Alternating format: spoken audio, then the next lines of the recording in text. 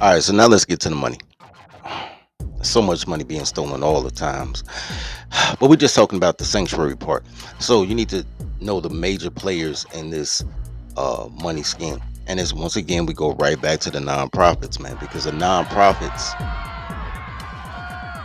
run the what they call it, the spig, the dip, whatever the mafia calls it, the Vic. They run the Vic, right? Few major players that you gotta understand. Okay, so um around that same time, you're looking at they were trying to gentrify Inglewood. So they put Willie Cochran, who was the alderman of the 20th ward at that time. Bank of America hit him with $50 million to gentrify um, his community. Of course, because uh, their ward is right next door. You also had the sixth ward alderman, um, Roderick Sawyer, who was the son of Eugene Sawyer, which was the former sixth ward alderman who became the mayor after Harold Washington had the heart attack. Anyway, he was trying to get his big. Their whole agenda was to make sure that there was no black businesses in those municipalities, in those wards, right? So they went through this whole. It was like a joint effort. Like I said, the first, well, part two, when I said that that Latasha Thomas wouldn't allow black people from the community to buy the property. Same thing was happening everywhere else. So you would have um, black males who wanted to start liquor stores, and they were told, even though they were qualified, that they would have to get a tavern and the liquor stores would be sold to the Arab community, right? They were finding ways from inside to push people out. It's crazy. I can't think of the six ward alderman name, man. I got a picture with this nigga and everything, man. Anyway, so you had that going on. Now, the 50 mil that they gave for Whole Foods was also part of a huger $500 million funding that was being run by the Black Chamber of Commerce. Arnez was the Black Chamber of Commerce dude. Um, at that 500 million, he was supposed to get 200 mil, not personal, just and I'm like, yo, bro, why don't you do this? He was like, oh man, he who pays the bills makes the laws, which is how easily it is for colors to get bought out. I digress. So they had the goal was to take all of Halsted Avenue and spend 200,000 in renovation and upgrades, and take the other 300,000 to set up the infrastructure that didn't include the black people who lived there at that time. But it didn't happen because Cochran ended up getting arrested, and that made everybody else chill out. Now they had the flip plans, so a lot of this, all this going on at the same time. So the nonprofit started the vig of going to all the banks. I'm sorry, the banks started the vig of going to all the nonprofits, having the nonprofits uh, speak to all their members in their whole communities to shop at one particular bank, saying that they would be the community bank. None of those banks were black banks, by the way,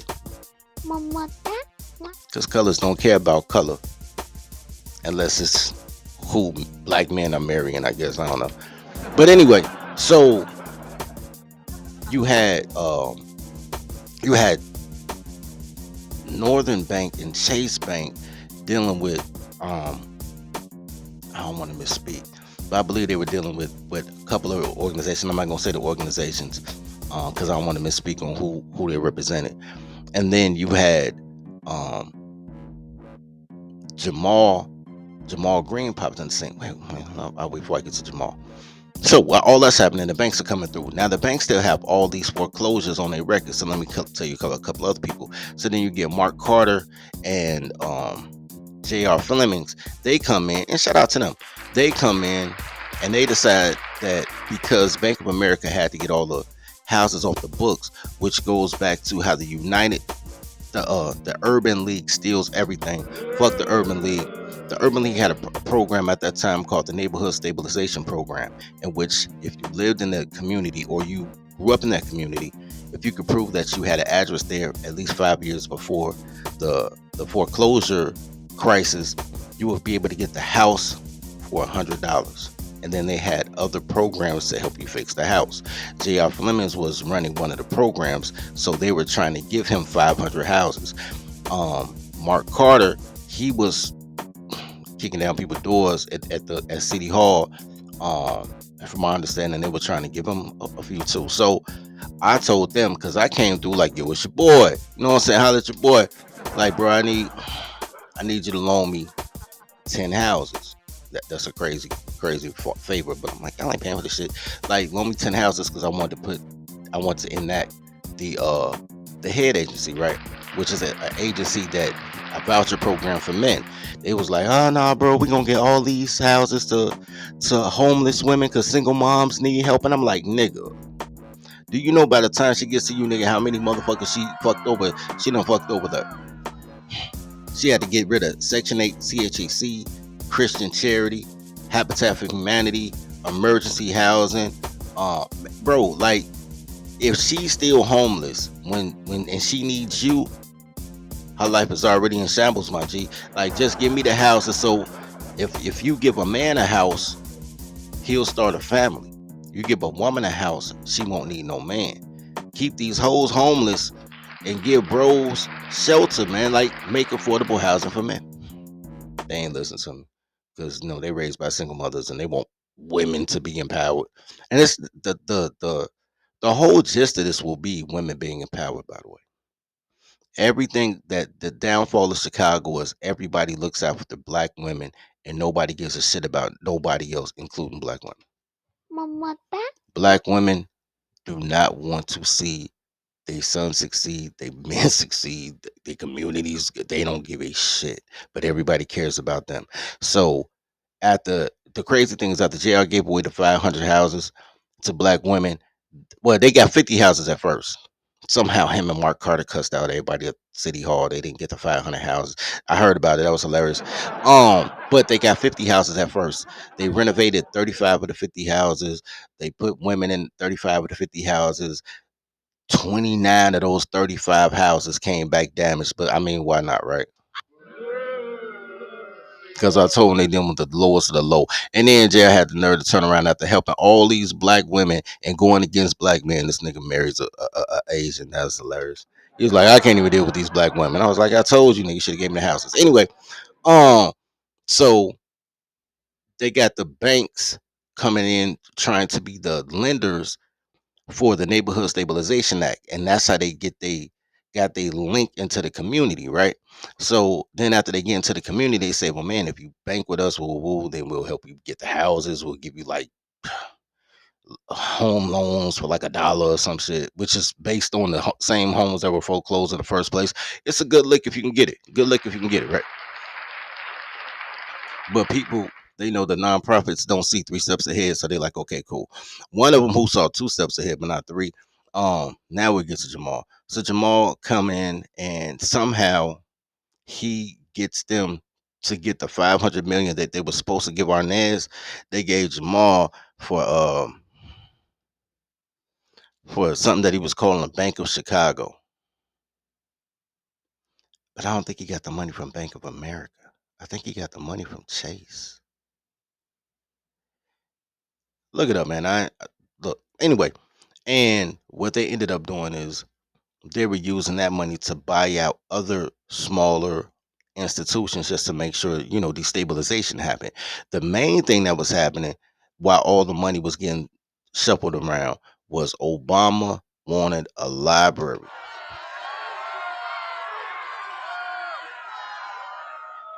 Now we get into the sanctuary city part. Obama wanted a library. So all this money is shuffling around. They moving homes from here and there. They trying to bring the Mexicans into the black neighborhoods to gentrify. They're trying to shuffle everything around. All this really is about Obama's library. And Obama decides he wants to put a library in South Shore, which is the South Side lakefront property. And they're having so many, what they say, I don't know what they say, 10,000 families have to be displaced or something like that. And they having all these community meetings, and this is all part of shutting down the schools. So they shut down the schools because people who really care about their kids, they want their kids to have an education in a safe environment. So they're moving voluntarily because It is what it is. Then you have um the alderman not allowing people from the community to purchase businesses in their community. So now you're drying up the entrepreneurial spirit. So people are going where they're appreciated. So now you're just left with the derelicts. That's the moral of the story. What can Chicago do to remove all of the proficient, free thinking men so that they can run? Because nobody care about girls, man. You can just move girls around.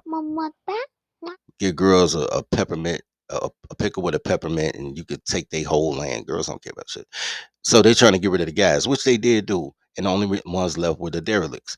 So Obama said he's going to take the South Shore um, Country Club, expand it out, and make his library. They also, on the low, were also trying to build a casino in Chicago right next to McCormick Place. So they annexed, because they ain't buy shit. They annexed the land from McCormick Place, which is South Downtown, like South Loop, all the way around the lakefront to Hammond, Indiana, right? But just the lake part. If you ever drove down Chicago, you know there's a street right there. It's actually called South Shore Drive. So it goes across the south shore of Lakeshore Drive of the lake, and everything on the east side of South Shore Drive, where the water's at, got annexed. So now they're gonna put Obama Library right there. So they got to move all the citizens.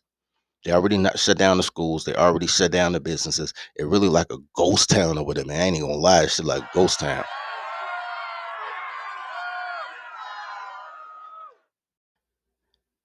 So what they did was they said, man, they put in a couple of plants. Cause Jamal, I like Jamal, and I don't want to shit on Jamal, but Jamal is kind of a plant.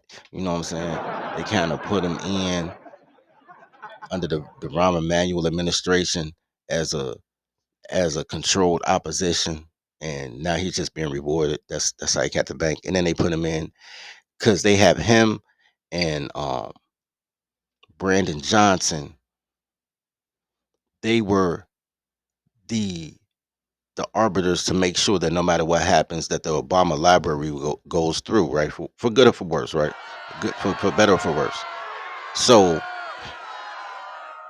when it looked like when when it looked like Paul Vallis was going to win, Paul Vallis is still a company man, but they would just push it off for 4 more years.